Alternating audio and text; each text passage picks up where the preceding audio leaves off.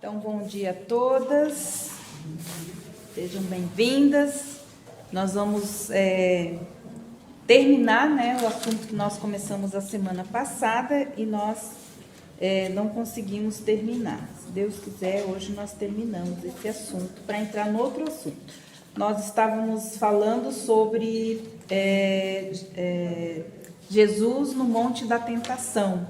Estamos estudando o livro de Lucas nesses 3 meses e ainda estamos no capítulo 4 de Lucas. Nós estamos encontrando procurando assuntos diferentes dos outros evangelhos que estão contidos então no livro de Lucas. Então nós estamos falando sobre o Monte da Tentação. Falamos semana passada e eu gostaria da cooperação das nossas amadas com aquilo que você registrou, na sua mente, no seu coração, a respeito do que nós falamos a semana passada, até para situar quem não esteve a semana passada, Então, só para a gente, cada uma pode falar um item daquilo que nós comentamos, a semana passada, para a gente trazer um pouco mais de clareza, para a gente fazer a conclusão. Alguém gostaria de compartilhar, por favor? Mais uma vez, o que me encantou muito foi o fato do paralelo de Lucas, no Monte da Tentação de Jesus, sendo tentado 40 dias, com o povo sendo provado 40 anos no deserto. Esse paralelo me impactou.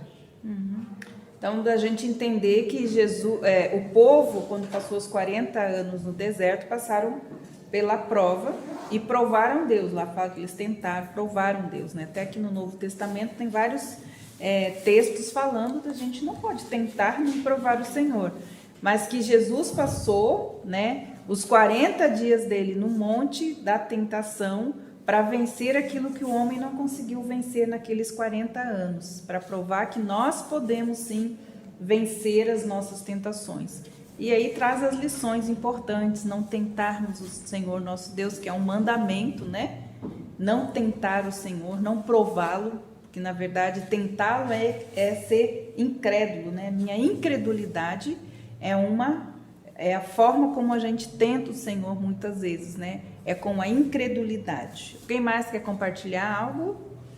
Pois não, Nós devemos estar sempre cheios do Espírito Santo, que Jesus, quando ele foi tentado, ele estava, como você frisou bem, ele estava cheio do Espírito Santo, Então nós devemos também estar sempre cheios do Espírito, para não estar duvidando, e confiando.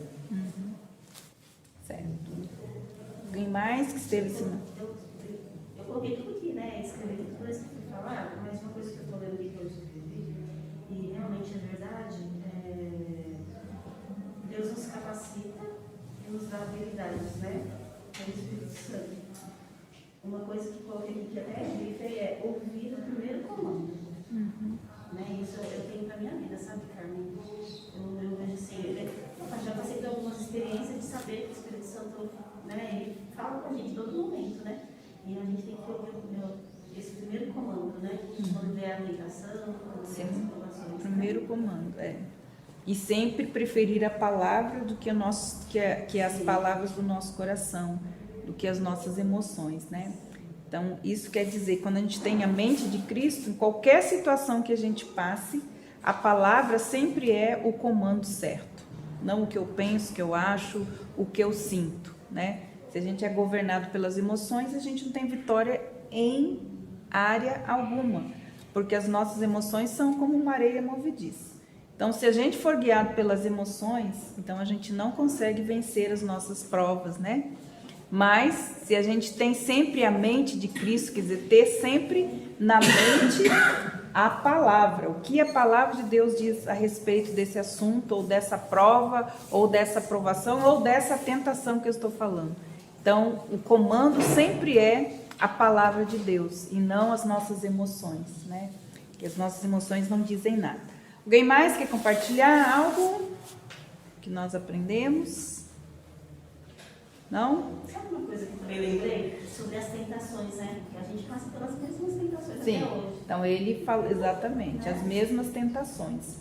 Mas ele foi vitorioso para dizer que nós podemos, porque ele foi tentado da mesma forma que nós somos, e interessante que são nas mesmas áreas.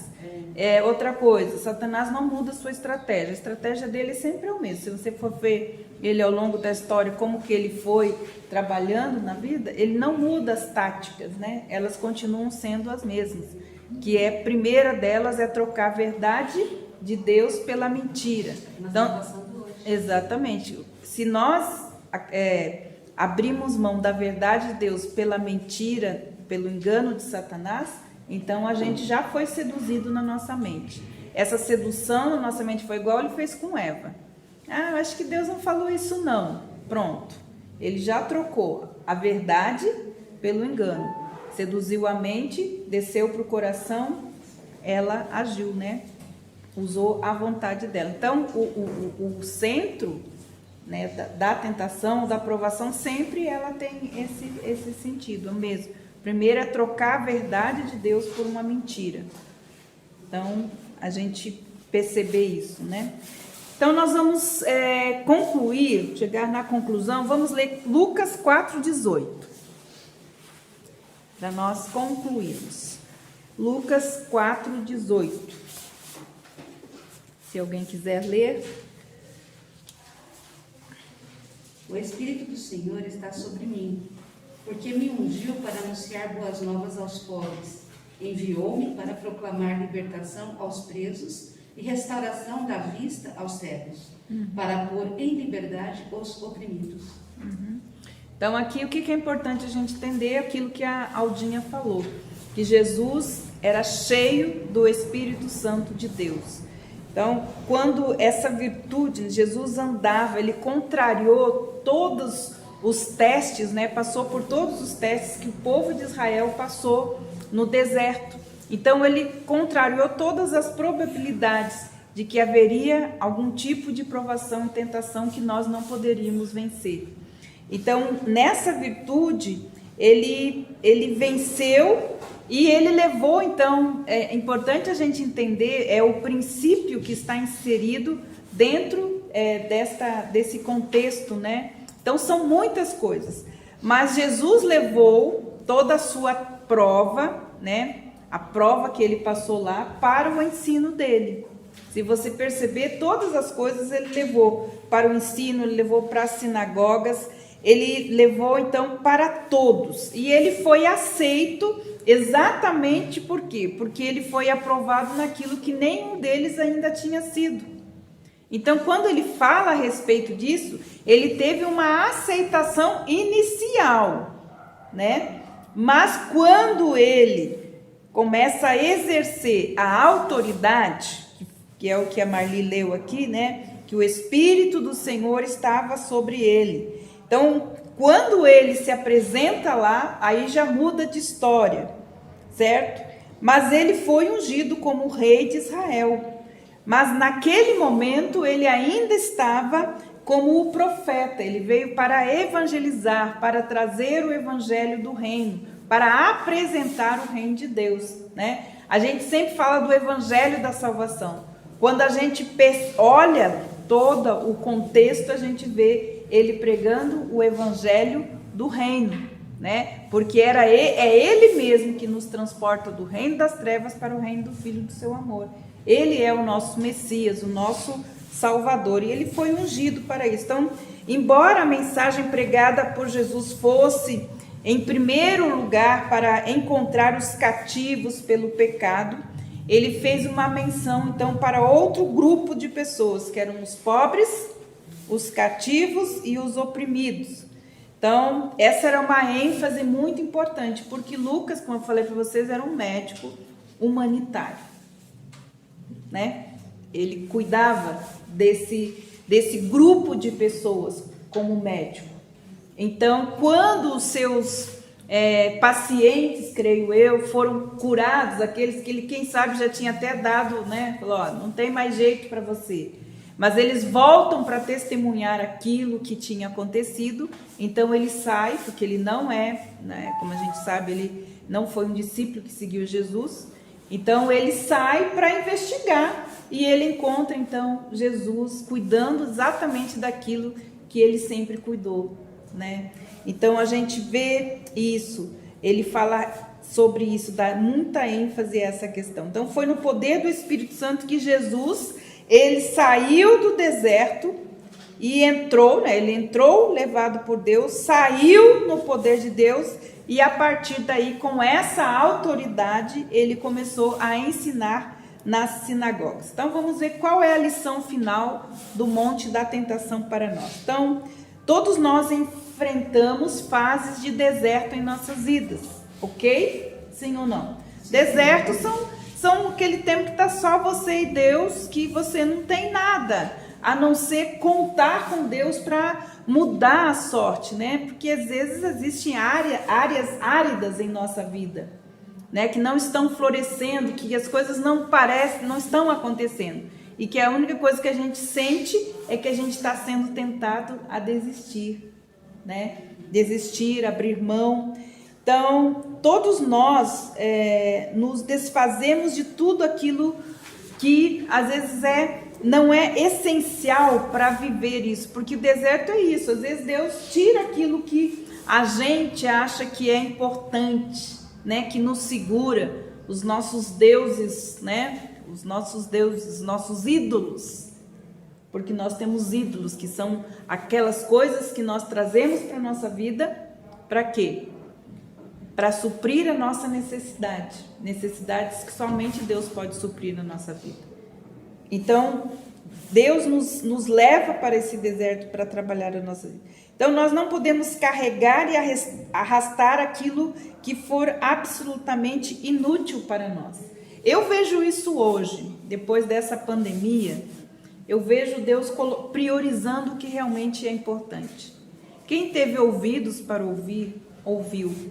Quem teve coração para fazer as mudanças necessárias, porque é um tempo de mudança, né? Deus tirou todo mundo da sua zona de conforto. Todos nós passamos por crises, por conflitos, mas aquilo que a gente decide no meio disso é que nos diz que tipo de esperança nós vamos ter, então, daqui para frente. Então, em compensação, Jesus, como já falamos, estava cheio do Espírito Santo, e isso é muito importante a gente entender, como nós podemos enfrentar as situações difíceis da nossa vida.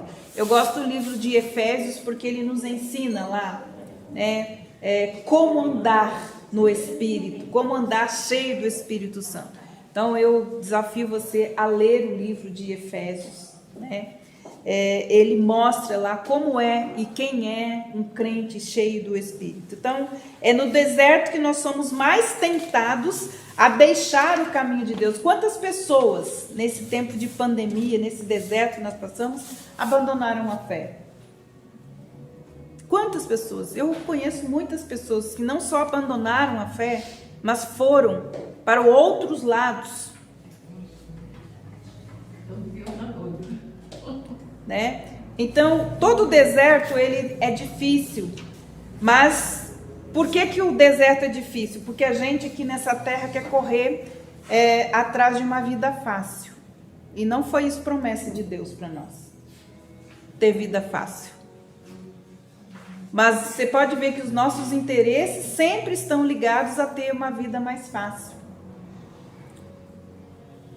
E não foi esse o evangelho que Jesus nos ensinou, que nós teríamos o quê? Aflições nesse mundo. Mas ele disse, mantenha a sua fé. Então, finalmente é importante também nós entendermos que é Deus que nos leva para o deserto. Ninguém vai para o deserto sozinho. Quem é que quer ir para o deserto sozinho? Ninguém vai. Se Deus não começa a tirar as nossas zonas de conforto e tirando aquelas coisas que nós estamos nos apegando, né? Os ídolos do coração, para nos levar de volta, para que a gente esteja lá face a face com Ele. Então, nós precisamos entender, isso não é uma tentação do inimigo. Muitas pessoas falam, estou no deserto porque o inimigo me colocou lá. Filho de Deus não é movido pelo inimigo, não. É Deus que trabalha na nossa vida. Então, Deus nos leva ali para cumprir sempre o propósito dele na nossa vida. Portanto, em vez de reclamar, podemos buscar compreender qual é o propósito que Deus tem nesse tempo de aridez na nossa vida e reconhecer a importância, irmãs, aqui, quando a gente observa como Jesus venceu, a importância de conhecer a palavra de Deus para responder às tentações do inimigo com a verdade do Senhor. A importância de ter a palavra onde, irmãs, não dá tempo de você pegar a Bíblia, muitas vezes no seu deserto. Tem que estar aqui, gravada na mente e no coração. Gente, eu vejo pessoas, elas cantam músicas inteiras, sem ver nada. Você pergunta o versículo, a pessoa não sabe dizer 10 versículos de cor. Mas as pessoas decoram, gente. Sim ou não? Decoram, cantam. Mas nós precisamos ter a palavra de Deus, não só na nossa mente, ter no nosso coração, para que ela possa ser expressa. Então aqui ele fala da importância de conhecer a palavra de Deus, porque existem momentos na nossa vida que ela precisa estar, né? Ela é a espada que corta, certo? Todo engano e toda mentira de Satanás. As provações no deserto, né, na nossa vontade própria, a nossa força, não ajudaram, né? Muitas vezes não nos ajudam e nem vão nos ajudar a vencer o nosso inimigo, certo? Então, que nem eu falo, irmãs, o que eu penso, o que eu acho, não faz diferença nenhuma, porque a única coisa que vence as batalhas espirituais que nós vencemos é o poder da palavra de Deus. É a palavra lançada, mas lançada com fé. Não existe nada que possa nos ajudar a vencer. Então, nós precisamos entender que nós somos seres vulneráveis. Mas a palavra de Deus diz algo muito importante, que a nossa luta não são contra carne e sangue, mas com os poderes, né, com as potestades, com os espíritos no reino. Mas ele fala que nossas armas são o quê? Elas são poderosas em Deus para a gente vencer qualquer batalha. Ele fala qualquer batalha, qualquer luta pode ser vencida. Mas ele fala que nós devemos estar revestidos o quê? Da armadura de Deus. Irmãs, a armadura de Deus não é um amuleto. A armadura de Deus é uma pessoa. A armadura é Jesus. Por isso que Paulo fala, revestidos de Jesus, nós vencemos a nossa batalha. Porque o capacete da salvação é Jesus, a verdade é Jesus, a nossa justiça é Jesus, a palavra é Jesus, né? O evangelho é Jesus, o escudo da nossa fé é Jesus. Então, o revestimento é estar revestidos de Jesus, né? É vivermos, deixar que Cristo viva a vida dele através de nós. Então, outra coisa importante, não viveremos só de pão, mas viveremos da compreensão de quem Jesus é, né? E como ele é essencial na nossa vida, porque muitas vezes nós achamos que o pão físico, né? Ali no texto parece isso, que Jesus, ele estava com fome do pão físico, e você sabe que não, ele não estava com fome, né? Estava com fome, mas mas Deus diz que é a sua palavra, a relação dele com Deus era mais importante, né? Jesus se tornou o pão da vida, ele mesmo, né, se tornou. Então a presença de Deus na vida dele como filho era o alimento dele, era o sustento dele, né? Então a importância da gente entender que para nós também isso é essencial. Jesus é o pão da vida, é ele que nos ajuda. Então ele fala, nós não só viveremos o quê? Não só viveremos de pão, mas sim do pão da vida, porque nosso espírito, né, ele se alimenta do quê? De Deus. Ok? Su, você pode entregar para elas, por favor.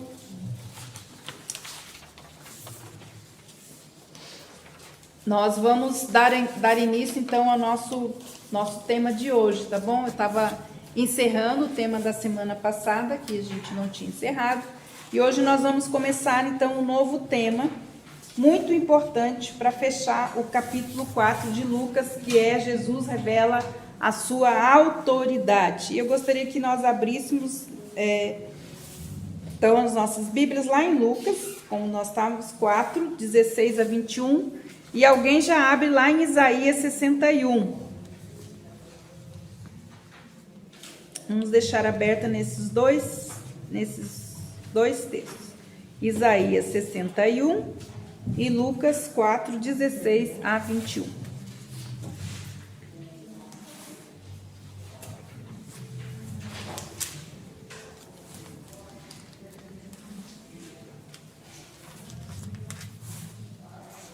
Ok? Lucas 14, 16 a 21. Eu vou pedir para alguém fazer a leitura para nós, primeiro em Isaías 61, porque esses textos eles se completam. Na verdade, esse capítulo de Lucas é a confirmação de Isaías 61. Então, Isaías 61, de 1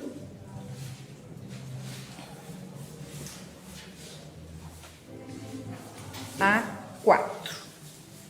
Isaías 61 nos diz assim: O Espírito do Senhor Deus está sobre mim, porque o Senhor me ungiu para pregar as boas novas aos pobres, enviar-me a curar os quebrantados de coração, a proclamar a libertação aos cativos e pôr em liberdade os algemados, e a pregoar o ano aceitável do Senhor e o dia da vingança do nosso Deus, e a consolar todos os que choram, e pôr sobre os que choram em Sião uma coroa em vez de cinza, óleo de alegria em vez de pranto, manto de louvor em vez de espírito angustiado, e eles serão chamados carvalhos de justiça, plantados pelo Senhor para a sua glória.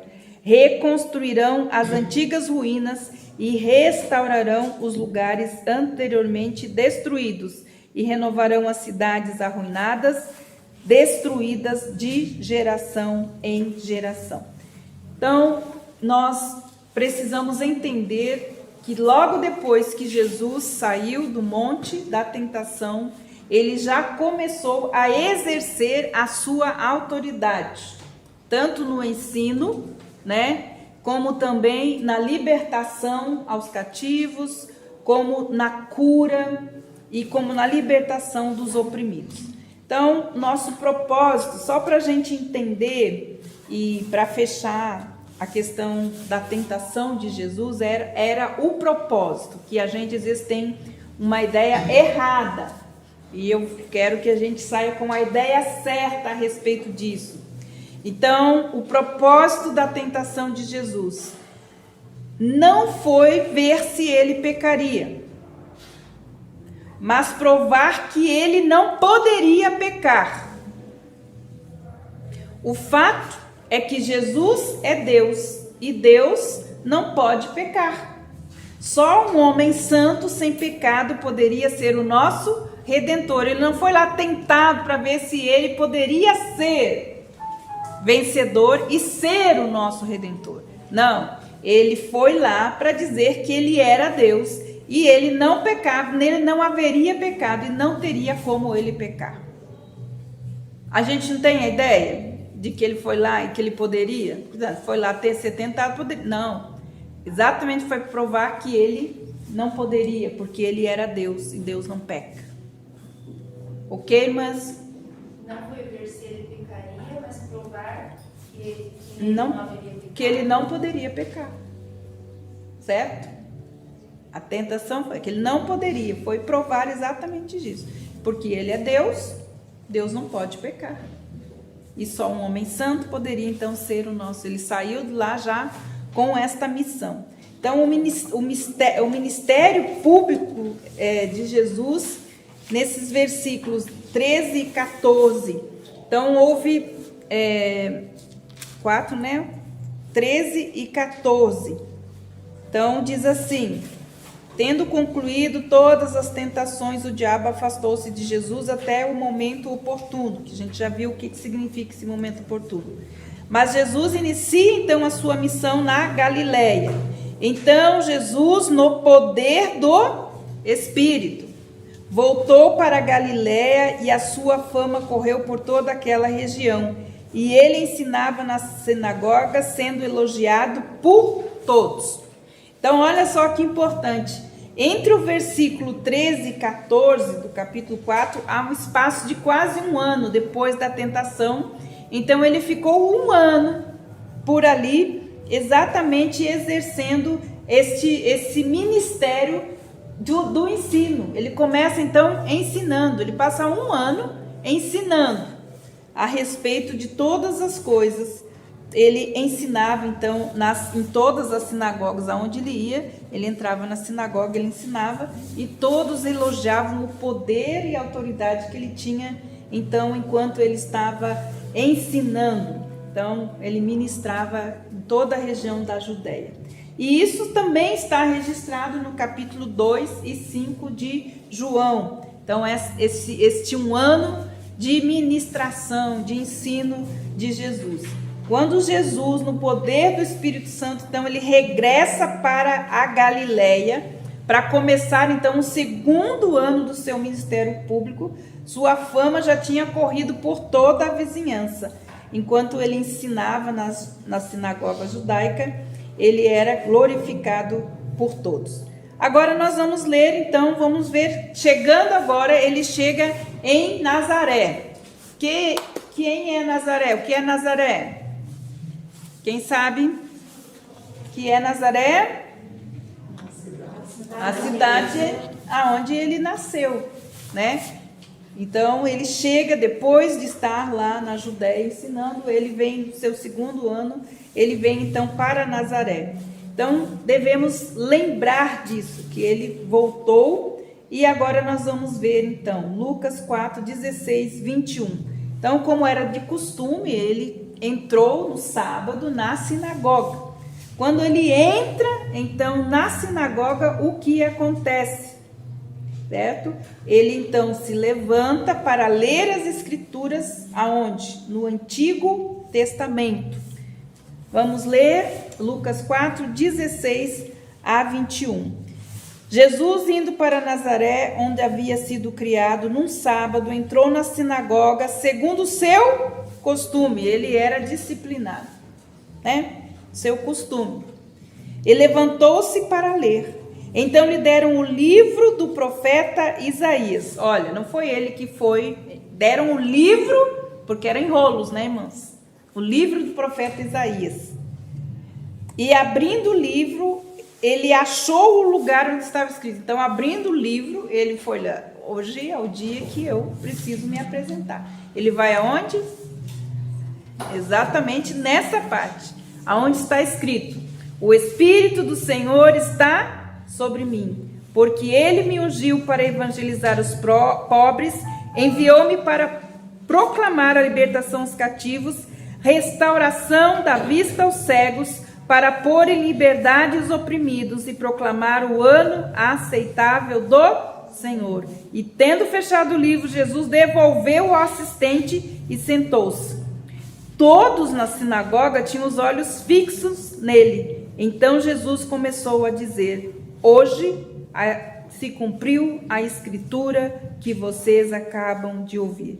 Todos davam testemunho dele e se maravilhavam das palavras cheias de graça. Eles saíram dos lábios e perguntaram: mas não é este o filho de José? Então ele disse: sem dúvida. Vocês citarão para mim o provérbio: médico, cura-te a ti mesmo. Dirão: tudo o que ouvimos, o que você fez em Cafarnaum, faça também aqui em nossa terra. Então, aqui nós temos Jesus se apresentando. Era realmente, ele saiu, né, do monte da tentação, ele exerceu a sua autoridade no ensino e agora ele chega na sinagoga da cidade onde ele nasceu, onde ele passou a sua juventude, e então ele se apresenta. Então, só para conclusão, ele nasceu em Belém, mas aí logo depois sim, voltou para Nazaré. Sim, né? sim. Sim, muito obrigada. Ele nasceu em Belém e ele viveu a sua juventude, sua infância toda em Nazaré. Muito obrigada, Sueli. Então, ali ele estende o rolo e até a parte que ele conhece, né? Isaías 61, versículos 1 e 2. Então, essa passagem, ela tem sido, né, reconhecida, descrita como a passagem que fala sobre o ministério completo de Jesus na terra, ok? Então, quando Jesus disse, hoje se cumpriu a escritura que acabei de ouvir, ele estava dizendo de maneira bem clara para aquele povo, né? Que ele era o Messias de Israel, que ele era o Messias que era esperado e que estava então escrito no rolo do livro então de Isaías. Mas vamos entender então as implicações revolucionárias dessa missão do Messias. Ele veio então para tratar dos enormes problemas que têm afligido a humanidade através da história, tanto antes dele chegar, como depois. Os flagelos da humanidade continuam sendo os mesmos, sim ou não? Não mudaram. Então, quais são as áreas que ele se apresenta para trazer, então, a solução? Primeiro, para a pobreza, certo? Então, ele fala, levar boas notícias aos pobres, mas também para aqueles que vivem o quê? Em tristeza, restaurar o coração, né? Restaurar os contritos de coração. Mas também ele veio tratar da escravidão, e seja qualquer área, seja a área física, emocional ou espiritual, ele é aquele que veio proclamar a liberdade aos cativos. Mas ele também veio tratar do quê? Do sofrimento, quer dizer, consolar todos os que choram. Ele é o nosso consolador. Mas ele também veio tratar da opressão, que é pôr em liberdade os oprimidos. E aqui opressão tem vários sentidos também. Enfim, ele veio, como diz aqui, apregoar o ano aceitável do Senhor. Então, naquele momento, ele está estabelecendo, né, um amanhecer de uma nova era para as multidões do mundo que suspiram e soluçam para serem alcançados aonde? Na pobreza, na tristeza, na escravidão, no sofrimento e na opressão. Então, ele se apresenta como a resposta para todos os males que atormentam a humanidade. E se você vê, a maioria das nossas aflições, elas estão dentro destas áreas, né? E são nessas áreas, então, que ele se apresenta como a resposta para nós. Cristo é a resposta, tanto no sentido físico das nossas necessidades, como também no sentido espiritual das nossas necessidades. Então, quando a gente olha, irmãs, essas necessidades, a gente pode olhar elas no sentido físico, mas a gente pode olhar elas também no sentido espiritual, né? Então, quando a gente vê essa questão, a gente observa exatamente assim. Então, ele termina essas palavras, né, apregoando o ano aceitável do Senhor. Mas ele acrescenta, então, esse novo tempo, onde ele vem como a resposta para todas as coisas, e ele continua sendo até hoje. Cristo é a resposta. Se você olhar a sua vida, seja qual área que você esteja passando qualquer necessidade, você só vai entender uma coisa: Cristo é a resposta. Cristo é a resposta para todas as coisas. Mesmo que o mundo hoje diga que não, Cristo continua sendo a resposta para todas as coisas na nossa vida.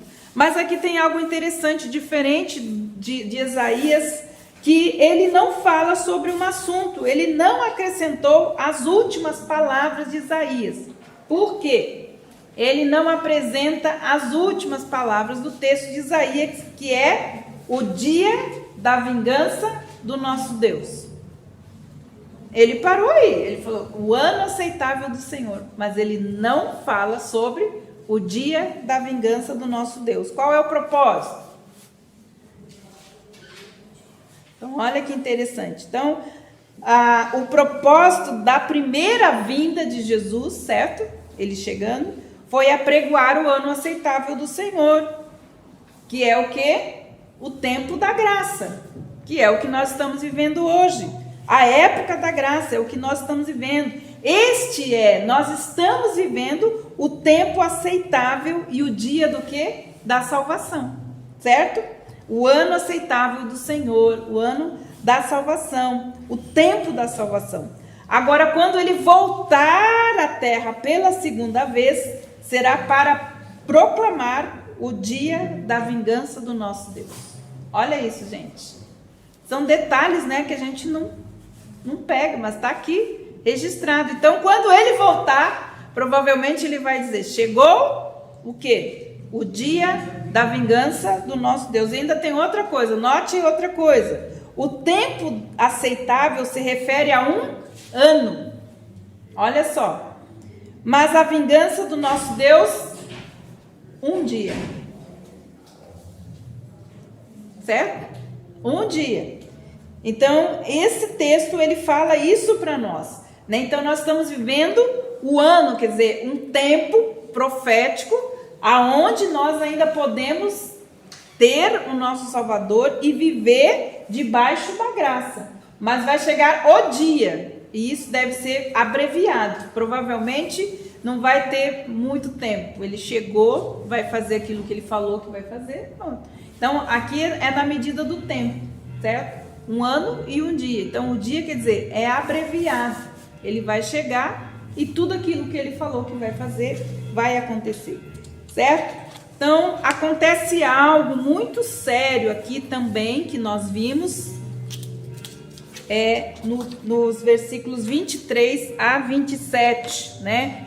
Quando eles falam a Jesus: sem dúvida vocês citarão para mim o provérbio. Jesus falando, entrou uma discussão lá, porque ele tinha feito várias coisas em Cafarnaum, e aí o povo fala: então, aquilo que você fez lá, faz você também aqui, né? Na sua própria terra. E aí ele fala assim: de fato eu afirmo a vocês que nenhum profeta é bem recebido na sua própria terra. Na verdade, eles digo que havia muitas viúvas em Israel no tempo de Elias, quando o céu se fechou, por 3 anos e 6 meses, reinando uma grande fome em toda a terra. Elias não foi enviado a nenhuma delas, a não ser uma viúva de Serepta de Sidom. Havia também muitos leprosos em Israel nos dias do profeta Eliseu, e nenhum deles foi purificado, a não ser Naamã, o sírio. O que ele está querendo dizer aqui? Olha que importante também, né? Porque o judeu, ele achava que só ele, então, receberia o Messias, só ele teria todos os privilégios de ter alguém que viesse e libertasse eles, né, da opressão que eles viviam. Mas Jesus fala algo muito importante. Então, o povo pede que tudo que eles ouviram, que ele tinha feito em Cafarnaum, ele também fizesse em Nazaré. Então, ele foi desafiado a efetuar os milagres em Nazaré, como fizera nas outras partes. Mas o Senhor, então, responde afirmando um princípio bem profundo, né? Grandes homens, eles não são apreciados na sua própria terra. E em seguida, então, ele cita exatamente esses homens, né? Os profetas. Acontece com os profetas de Deus que não foram apreciados pelo povo de Israel. Se eles não foram, eu serei na minha própria casa. Então ele fala, Elias, ele foi mandado a uma viúva, não foi mandado uma viúva judia, certo?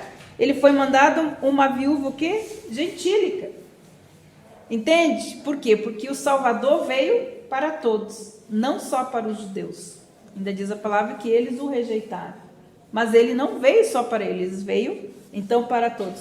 Apesar de haver muitos leprosos em Israel, como Eliseu ministrava, ele não foi enviado a nenhum deles. Em vez disso, foi enviado a um gentio. Quem é gentio, gente? Gentio é aquele que não é judeu, ok?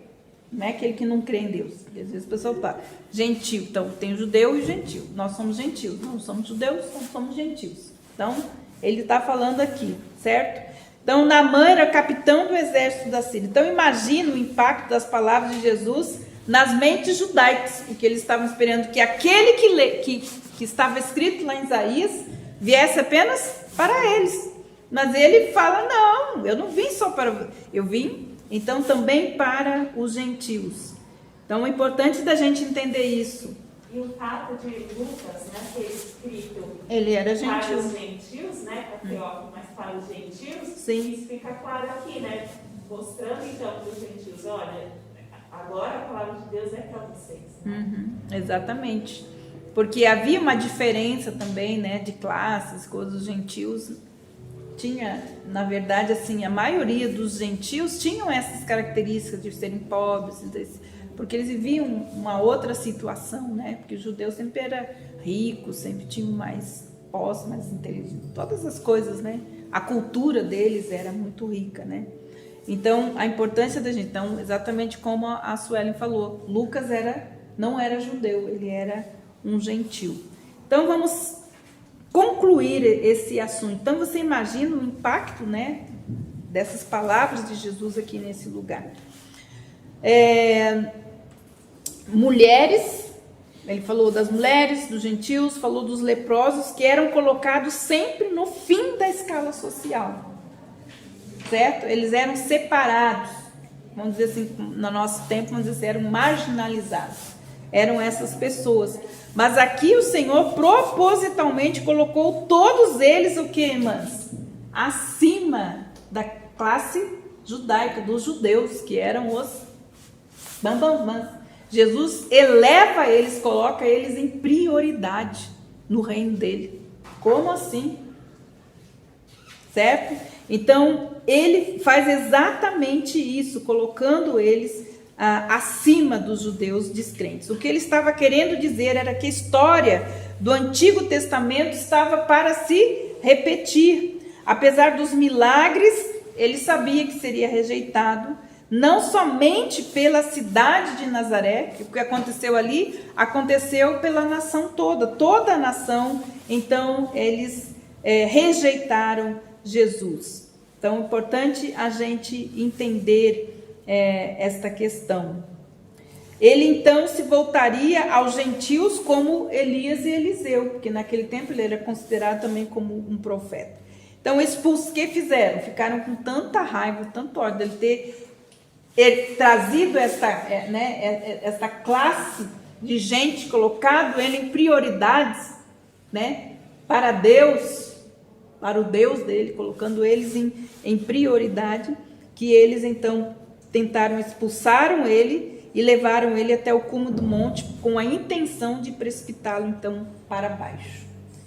Sem dúvida, isso foi muito instigado, como diz aqui, né? Mais uma vez, a gente não leu lá que Satanás ia esperar outras oportunidades, e quando a gente lê, a gente sabe que ele teve outras oportunidades. Essa foi uma oportunidade que ele quis, uma tentativa de destruir, então, o herdeiro real, né, que era Jesus, instigando o povo a fazer isso. Mas Jesus passou milagrosamente por entre eles e retirou-se, e até, quando sabemos na palavra de Deus, ele nunca mais voltou então a Nazaré. Foi a última vez que ele entrou lá. Assim, então, ele começa a partir desse momento a dar provas da sua autoridade e realizando então curas e milagres. E a partir da semana que vem, então, nós vamos estudar suas curas e seus milagres, ok? Que curas e milagres têm diferença e é algo muito legal, muito especial que nós já estamos estudando para a gente trazer para as irmãs, ok? Então, a partir da semana que vem, de domingo, nós vamos começar a estudar, então, essa parte sobrenatural do ministério de Jesus, que é as curas e os milagres, e diferenciar curas e milagres, para que a gente possa entender bem, então. Ok, amadas? Por hoje é isso. Bate palminha para mim, Sueli, que eu consegui.